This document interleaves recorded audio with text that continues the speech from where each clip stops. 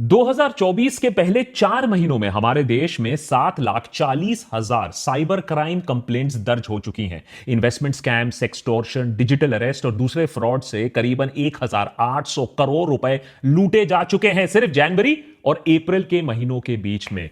ये सिर्फ ऑफिशियल आंकड़ों की बात कर रहा हूं बाय द वे, जो national cyber crime reporting portal में दर्ज हुई है, जिसे मिनिस्ट्री ऑफ होम अफेयर्स चलाती है। असल में ये ऑनलाइन फ्रॉड की जो समस्या है, इसने एक भीषण रूप धारण कर लिया है और कल आपको या मुझे भी अपने चपेट में ले सकती है। Indian cyber crime coordination centre या I4C के अनुसार मई 2024 में हर दिन 7,000 साइबर क्राइम कंप्लेंट्स रजिस्टर हो रही है। हर दिन 7,000 कंप्लेंट्स। यह आंकड़ा 2021-2023 के तुलना में 113% ज्यादा है। इन सारे क्राइम्स में पैसा मेन मोटिव होता है। 85% केसेस में कहीं ना कहीं किसी न किसी रूप में ऑनलाइन फाइनेंशियल फ्रॉड हो रहा है। पिछले 5 सालों में फाइनेंशियल फ्रॉड्स करीबन 1,000% बढ़ी हैं। 2023 में 1 लाख इन्वेस्टमेंट स्कैम्स रिपोर्ट किए गए। मार्केट में नया जो स्कैम आया है डिजिटल अरेस्ट, उससे 120 करोड़ रुपए लूटे जा चुके हैं। ट्रेडिंग स्कैम का तो अलग ही जोन चल रहा है। अनुमान है 1,500 करोड़ रुपए का चूना लग चुका है लोगों का वहां। और एक बार ऑनलाइन स्कैम में आपका पैसा गया तो मिलना वापस बहुत ही मुश्किल होता है। 10% से भी कम केसेस में पुलिस आपकी मदद कर पाती है, आपका पैसा लौटा पाती है।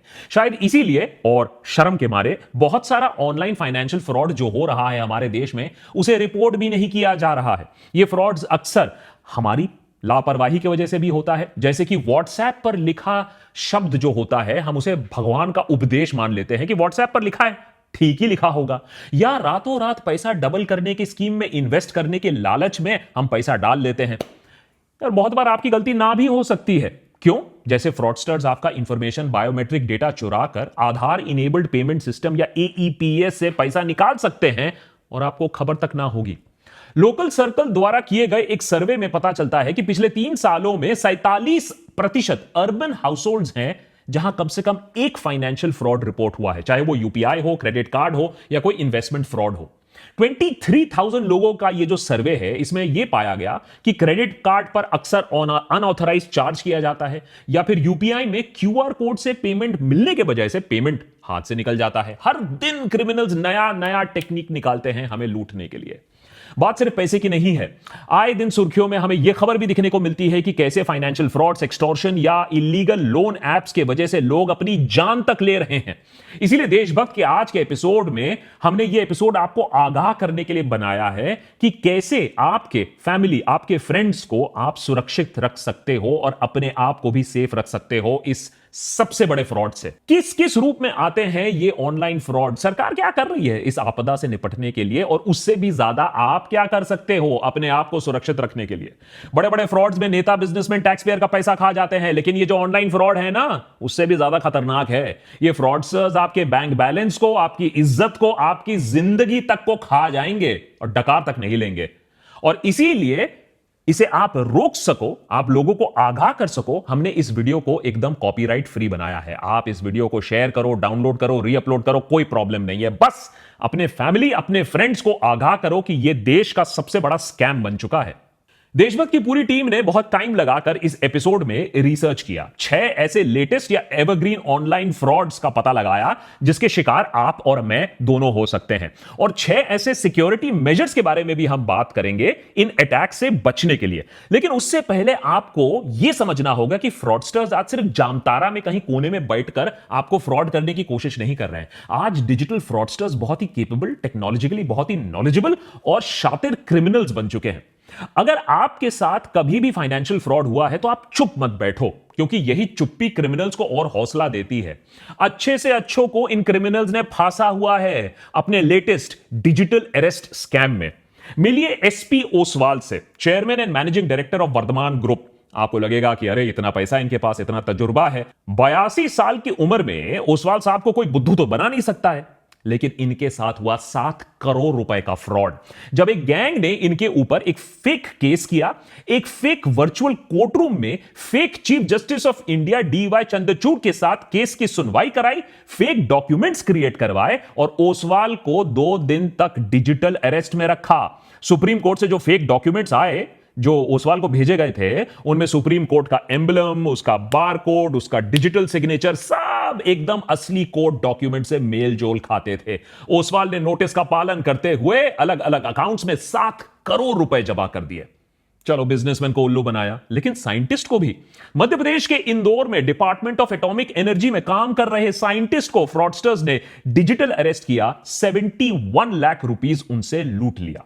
नोएडा में 79 साल के रिटायर्ड मेजर जनरल के साथ भी यही हुआ। 5 दिनों तक डिजिटल अरेस्ट, 2 करोड़ रुपए उनसे ऐंठ लिए गए। नोएडा में ही एक डॉक्टर पूजा गोयल को फ्रॉडस्टर्स ने डिजिटल अरेस्ट किया, इस आरोप में कि उनके नंबर से अश्लील वीडियो सर्कुलेट हो रहे हैं। 60 लाख रुपए उनसे भी ऐंठ लिए।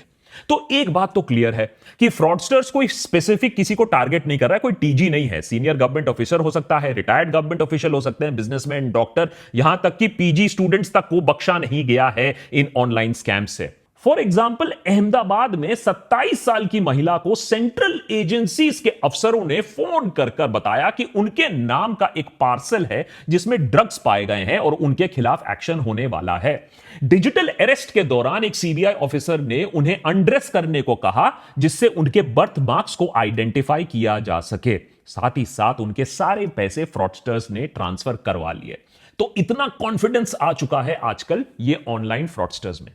डिजिटल अरेस्ट उस साइबर क्राइम टेक्निक का नाम है जहां फ्रॉडस्टर्स वीडियो कॉल के जरिए लॉ इन्फोर्समेंट एजेंसी के अफसर बन के आपके सामने आते हैं।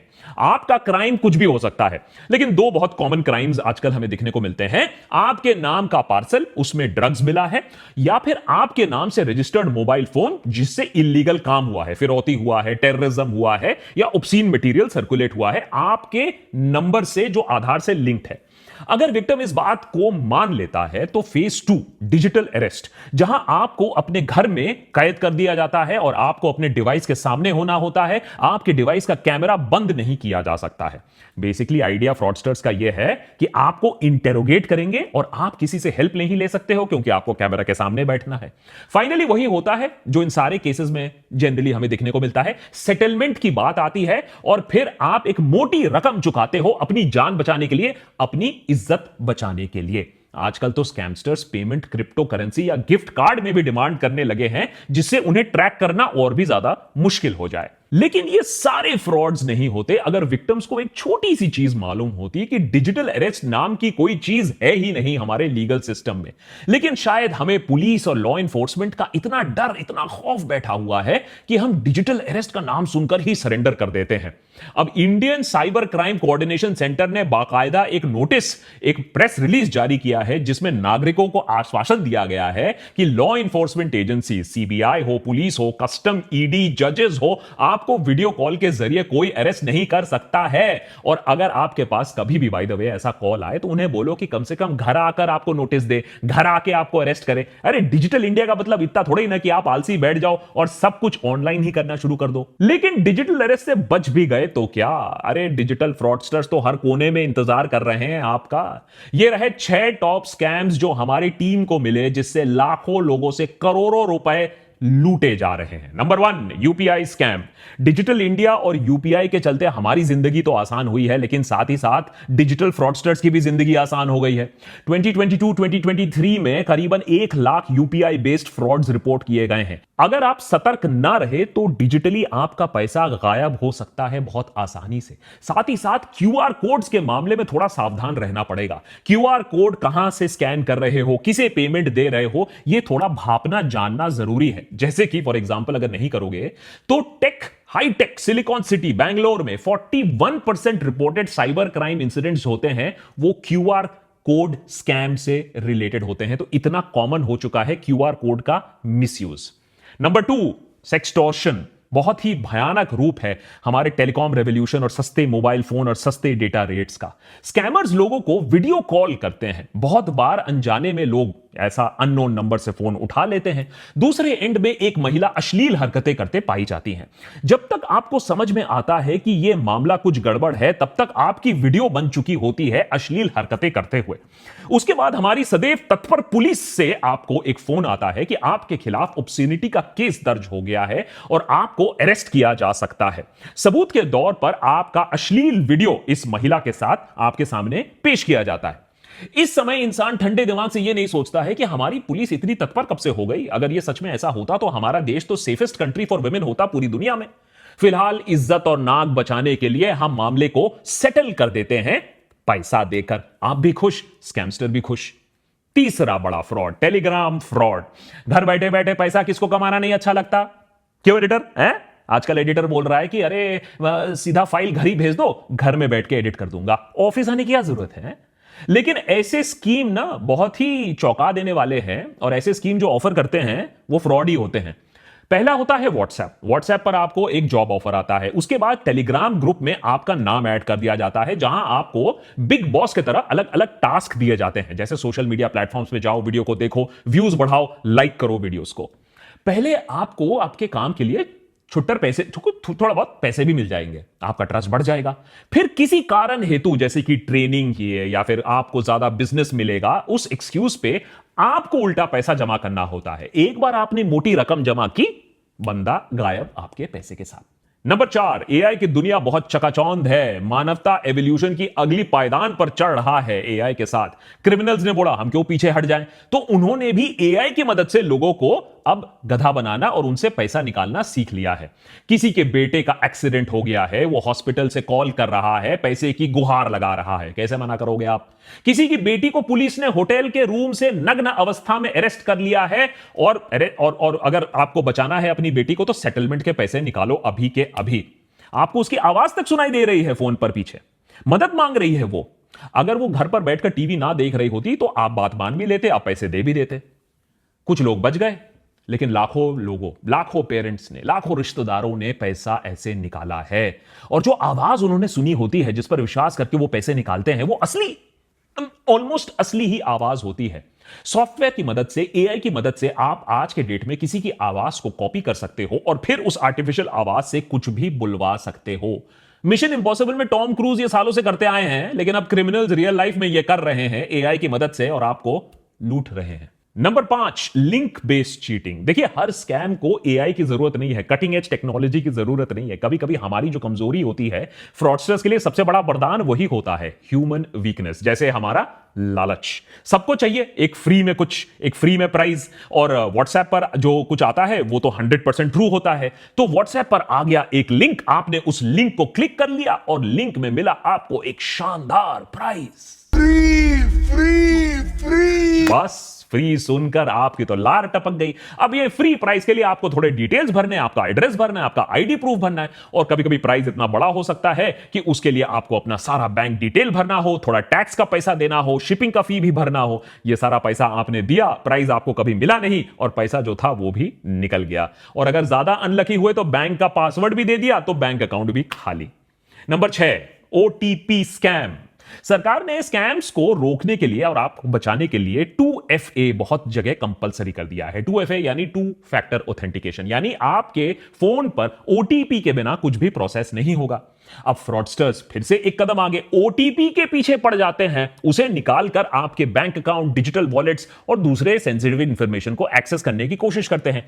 इसीलिए वो आपको आपके फोन में बैंक अकाउंट रिप्रेजेंटेटिव बनकर आ जाते हैं, ई कॉमर्स साइट ऑपरेटर बनकर आ जाते हैं, अक्सर सरकारी अफसर बनकर आपको फोन कर देते हैं।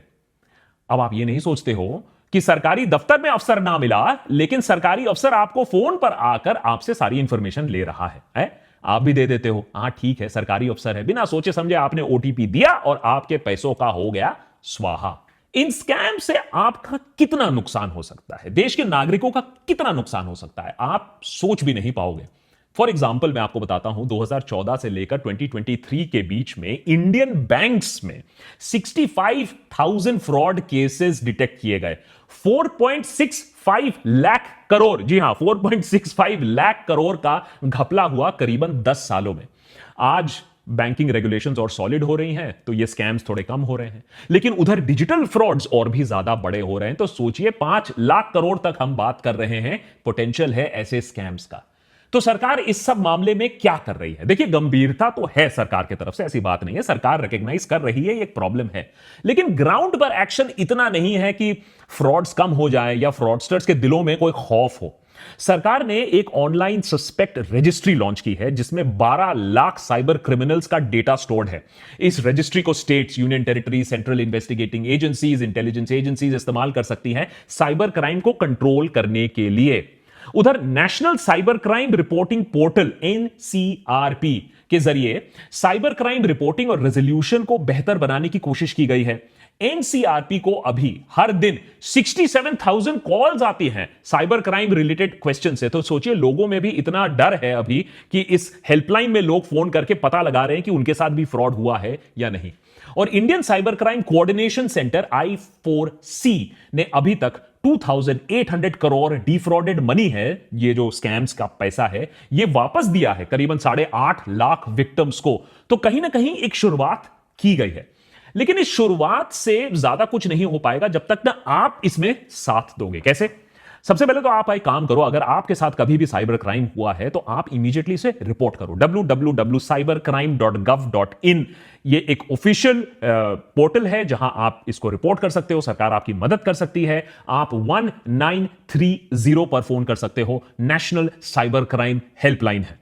लेकिन किंतु परंतु अगर आप चाहते हो कि बात रिपोर्टिंग तक ना आए, बात सरकार तक ना पहुंचे, फिर बात गुहार तक ना आए कि भैया आप बोलो कि मेरा पैसा किसी तरीके से लौटा दो, तो आपको ही चौकस रहना होगा। हाल ही में एक खबर वायरल होती है। मुंबई में एक ऑटो में एक पुलिस ऑफिसर घुस आता है सडनली और एक महिला से 50,000 रुपए की मांग करता है। महिला का गुनाह क्या है कि वो ऑटो में बैठकर वेप कर रही थी। देखिए, स्मोकिंग वेपिंग तो वैसे में अच्छी बात नहीं है, लेकिन सवाल यह है कि यह बिना यूनिफॉर्म का ऑफिसर कौन है, 50,000 का डिमांड क्यों कर रहा है। महिला ने सोचा कुछ तो गड़बड़ है, ये ऑफिसर नहीं है। उसने वीडियो बनाना शुरू कर दिया और वीडियो बनते देख पुलिस वाला वो भाग निकला। अब खबर यह आ रही है कि उस पुलिस वाले को अरेस्ट कर लिया गया है, जो फेक ऑफिसर था। कहने का मतलब यह है कि आपको प्रोएक्टिव रहना होगा। ये डर के नहीं बैठो कि पुलिस का नाम जैसे ही सुना है एडिटर, जैसे हां, डर के नहीं बैठना। आपको डरना नहीं है। 90% केसेस में साइबर फ्रॉड में पैसा वापस नहीं मिलता, याद रखिए। तो डर गए, जो डर गया वो मर गया। हां, अगर बैंकिंग चैनल से पैसा आपका निकलता है तो तुरंत बैंक को जाकर रिपोर्ट करो। अगर बैंक की नेग्लिजेंस की वजह से आपका अकाउंट कॉम्प्रोमाइज हुआ है तो बैंक आपको पूरा पैसा वापस देगी। लेकिन याद रखिए, अगर अनऑथराइज्ड ट्रांजैक्शन 7 दिन बीत चुके हैं और उसके बाद जाकर आपने रिपोर्ट किया तो बैंक की लायबिलिटी काफी कम हो जाती है। फिर बैंक की पॉलिसीज ही काम आएंगी, सरकार आपको वहां मदद नहीं करेगी। तो सबसे पहले तो चौकस रहना होगा ट्रांजैक्शन को लेकर, अगर आपके ऊपर कोई धमक रहा है उसको लेकर। Point number 2, prevention is the best cure. अरे सीधा सीधा प्रिवेंशन करो। Have an apple a day. किसी अननोन मैसेज को मत खोलो, अनसोलिसिटेड लिंक को क्लिक मत करो, अननोन वीडियो कॉल को मत उठाओ, और जो बैंक ट्रांजैक्शंस हैं उन्हें हमेशा डबल चेक करके अप्रूव करो। अगर कंप्यूटर पर एंटीवायरस नहीं है, चलो वहां भी पैसा बचाना चाहते हो कोई बात नहीं, कम से कम अपने बैंक स्टेटमेंट्स को रेगुलर स्कैन करो। हर ट्रांजैक्शन पर एसएमएस अलर्ट लगाओ और ओटीपी 2 फैक्टर ऑथेंटिकेशन के बिना कुछ भी काम नहीं करने का। जो बात व्हाट्सएप पर आपने आज तक नहीं सीखा, कम से कम वो रियल लाइफ में सीख लो कि कोई भी क्यूआर कोड जो आपको दिखता है उसे ब्लाइंडली ट्रस्ट नहीं करने का। कोई भी पेमेंट लिंक जो आपको दिखता है उसे ब्लाइंडली पे नहीं करने का। किसी भी पेमेंट जहां दे रहे हो, देखो किस गेटवे को इस्तेमाल कर रहे हो, किस सॉफ्टवेयर को इस्तेमाल कर रहे हो, और मल्टी फैक्टर ऑथेंटिकेशन का आप इस्तेमाल करो। जैसे कि आप में क्रेडिट कार्ड में भी अगर ओटीपी है तो उसको इनेबल करो। और जो ट्रस्ट का फैक्टर है ना, इतना भी ट्रस्ट मत करो। हर अननोन नंबर को उठाने की जरूरत नहीं है। आपकी कॉलेज की गर्लफ्रेंड को अगर आपसे पैचअप करना होगा तो कोई और तरीका उसको मिल जाएगा। हर कॉल उठाने की जरूरत नहीं है। उठाओगे तो फिर आपका भी डिजिटल अरेस्ट हो जाएगा। और अगर पार्सल में ड्रग्स निकले तो इमीडिएटली फोन काटो और जिस कंपनी से वो फोन आया था ड्रग वाला, उस पार्सल कंपनी को खुद फोन करो और पता लगाओ कि कहां भैया तुम्हारा थाईलैंड में ड्रग पकड़ा गया है। सरकार इतने सालों से हर चीज के लिए आधार मांगती आई है। बर्थ से लेकर डेथ सर्टिफिकेट के लिए, बैंक अकाउंट खोलने से टॉयलेट जाने के लिए आधार की जरूरत होती थी। लेकिन अब नया फॉर्मूला यह है कि आपको अपना आधार नहीं दिखाना है। जी हां, पहले दिखाना था, अब आपको नहीं दिखाना है, क्योंकि आपका आधार नंबर से ही आपके ऊपर फ्रॉड हो सकता है। तो जितना अपना डेटा प्रोटेक्ट कर सको उतना डेटा प्रोटेक्ट करके रखो। और जितना अपना पर्सनल इंफॉर्मेशन है, अपना फैमिली इंफॉर्मेशन है, हर चीज इंस्टाग्राम पे डालने की जरूरत नहीं है। थोड़ा सा अपने जो प्राइवेट इंफॉर्मेशन है उसे कंट्रोल में रखो, क्योंकि फ्रॉडस्टर्स ये भी देख रहे हैं कि आपका बेटा कब बाहर जा रहा है, कब छुट्टी पे जा रहा है, और फिर आपके पास आएगा पुलिस से फोन। नंबर 4, थोड़ा सा अवेयर होने की जरूरत है। मुश्किल है, लेकिन अगर बिग बॉस के घर में क्या हो रहा है ये आपको खबर है, तो टेक्नोलॉजी की दुनिया में भी क्या हो रहा है उसी खबर आपको रखनी पड़ेगी। प्रॉब्लम यह है कि हर दिन फ्रॉडस्टर्स नए नए तरीके खोज रहे हैं। अब हमें तो अपडेटेड रहना होगा। For example, SIM swap scam, ये क्या होता है? इससे हैकर्स आपके सिम को रिमोटली डुप्लीकेट कर सकते हैं और आपका सारा इंफॉर्मेशन चुरा सकते हैं। इसीलिए रेगुलर पासवर्ड चेंज करना भी एक वाइटल सिक्योरिटी टूल है। ओटीपी स्कैम से भी जरूर आपको बचना चाहिए कि ये जो आपका जो पर्सनल फाइनेंशियल डिटेल है कभी फोन पर नहीं शेयर करना। कोई अगर आपको कॉल कर रहा है, मैसेज कर रहा है, अपने बैंक का ऑफिशियल बोल रहा है, सरकारी ऑफिशियल बोल रहा है, तो ऑफिशियल चैनल के थ्रू जाओ, ऑफिशियल वेबसाइट के थ्रू जाओ। फोन पर जो बोल रहा है उसे मत बिलीव करो और कभी भी अपना ओटीपी किसी को मत दो। लास्टली, जो शेडी एप्स हैं ये एक नया चीज बन रहा है, क्योंकि हम सोचते हैं कि ऐप इंस्टॉल कर लेंगे, किसी ने मेहनत से ऐप बनाया होगा तो ठीक ही होगा, लेकिन ऐसे ऐप्स इंस्टॉल मत करिए। ओनली ऑफिशियल ऐप्स इंस्टॉल करिए। ऐप स्टोर, प्ले स्टोर में जिसकी अच्छी रेटिंग हो, कोई अननोन ऐप को मत इंस्टॉल करिए, क्योंकि एक बार आपने ऐप इंस्टॉल कर लिया अपने फोन पर तो वो बहुत सारी परमिशंस ले लेता है, कैमरा से लेकर, माइक से लेकर, आपके दूसरे पासवर्ड से लेकर। लेटेस्ट स्कैम अभी जो बैंगलोर से आ रहा है, एक महिला ये क्लेम कर रही है कि बैंगलोर में एयरपोर्ट में लाउंज एक्सेस के लिए ऐप डाउनलोड करने को बोला गया और उस ऐप से फोन पर पूरा कंट्रोल जमा लिया उस ऐप ने। तो ये आपको ही सुरक्षित अपने आप को रखना पड़ेगा। जैसे कि मैंने एपिसोड के शुरुआत में बताया, ये एपिसोड बिल्कुल कॉपीराइट फ्री है। आप इसे डाउनलोड करिए, आप इसे शेयर करिए, आप इसे रीअपलोड करिए, मुझे फर्क नहीं पड़ता है, लेकिन अपने फ्रेंड्स, अपने रिलेटिव्स को यह बात समझाइए कि यह देश का बिगेस्ट फ्रॉड है। 2G कोलगेट से आपका बैंक अकाउंट कम से कम नहीं जा रहा था, यह उससे भी बड़ा फ्रॉड है, जिससे आपका बैंक अकाउंट, आपकी इज्जत, आपकी रेप्यूटेशन और कुछ लोगों की जिंदगी तक जा चुकी है। So please be safe. और अगर ऐसे ही और भी एपिसोड्स आपको देखने हैं, as a matter of fact हमारे मेंबर्स ने ही बताया कि एक ऐसे एपिसोड की जरूरत है जहां लोगों को आगाह किया जाए, तो और ऐसी कौन कौन सी चीजें हैं जिनके बारे में लोगों को पता होना चाहिए जो मेन स्ट्रीम मीडिया कवर नहीं कर रही है, हमें जरूर बताइए। देशभक्त पर हम उसे जरूर कवर करेंगे।